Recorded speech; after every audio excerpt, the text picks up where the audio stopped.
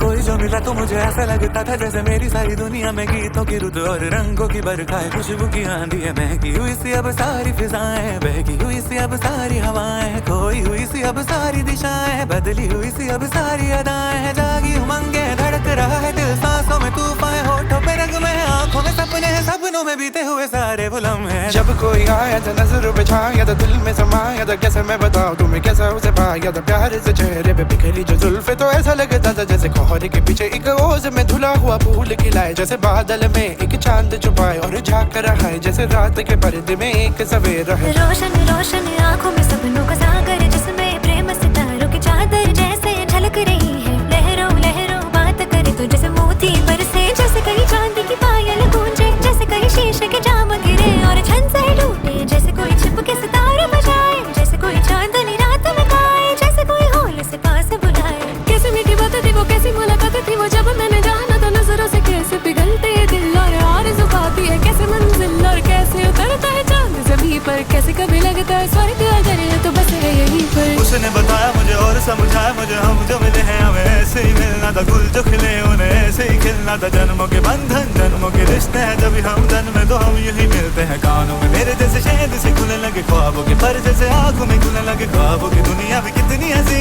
और कैसी रंगी थी, ख्वाबों की दुनिया जो कहने की थी पर कहीं भी नहीं थी। ख्वाब जो टूटे मेरे आँख जो खुली मेरी होश जो आया मुझे, मैंने देखा मैंने जाना वो जो कभी आया था, नजरों पे छाया था, दिल में समाया था, जा भी चुका है और दिल